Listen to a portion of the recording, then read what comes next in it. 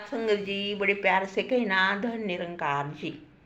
बघा, ज्यावेळेला माणसाला वाटतं की माझ्याकडे खूप पैसा असावा, माझ्याकडे खूप प्रॉपर्टी असावी, मला कुणीतरी ये जा म्हणावं, मला मोठेपणा द्यावा, ह्या गोष्टी सहज आहेत किंवा ही सहज भावना असते माणसांची. पण होतं काय की एक दिवस लक्ष्मीचं आणि विष्णूचं भांडण लागलेलं असतं. विष्णू लक्ष्मीला म्हणतो, बाई, माझ्यामुळे हे सगळं जग चाललेलं आहे.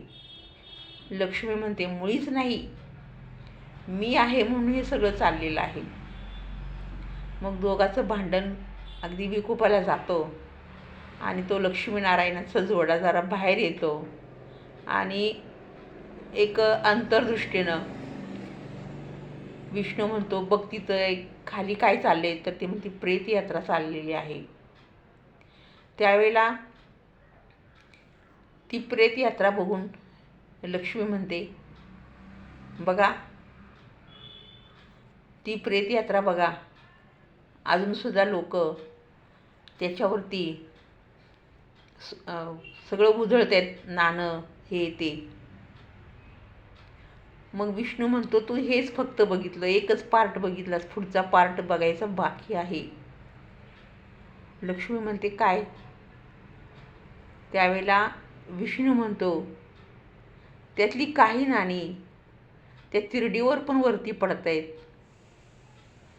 पण ती तिरडीवर झोपलेला ज्याच्याकडं आत्मा नाही आहे, त्याचं निश्चल शरीर पडलेलं आहे, प्रेत बॉडी, ते हात लावते का त्या नाण्याला? लक्ष्मी म्हणते, खरंच की हो, नाही हात लावत. मग विष्णू म्हणतो, जोपर्यंत मी त्याच्या शरीरामध्ये आहे तोपर्यंतच तो त्याला हात लावू शकतो. आज मी नाही त्याच्यामध्ये, म्हणजे आत्मा नाही आहे.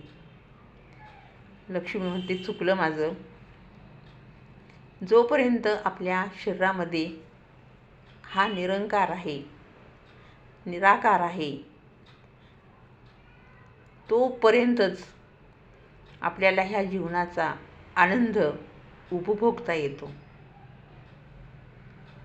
आणि किती आनंद उपभोगावा, किती सुख उपभोगावं, याला मर्यादा आहेत.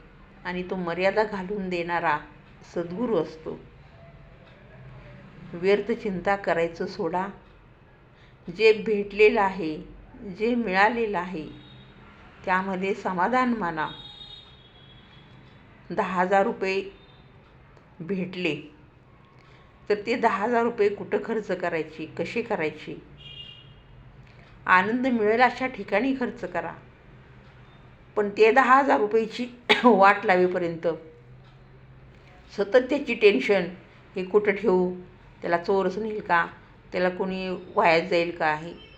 अरे, हे जीवन हा प्रयोग आहे आपल्याला दिलेला, तो आनंदानं जगता आला पाहिजे. ज्यावेळेला काही गोष्टी सोडायच्या असतात त्यावेळेला त्या योग्य वेळी सोडतासुद्धा आल्या पाहिजेत. कुठलीही गोष्ट धरून बसणं, कुठल्याही गोष्टीचा सतत विचार करत राहणं, यामुळं उरलेलं आयुष्य मग BP होत आहेत, बाकी गोष्टी मग वाढत जातात, हृदयावरती ताण येतो. कशासाठी असं करायचं? जे जीवन आहे त्या जीवनाचं सोनं करणं किती दिवसापर्यंत? जोपर्यंत हा निराकार आपल्या शरीरामध्ये आहे तोपर्यंतच आपण नामस्मरण, सेवा, सिमरन, सत्संग जर केलं तर त्याचं फळ, उचित कर्म आगवी, ते फळ आपल्याला माऊली म्हणतात मिळाल्याशिवाय राहणार नाही. प्रेमाने बोला. धन्य निरंकारजी. रामकृष्ण हरी.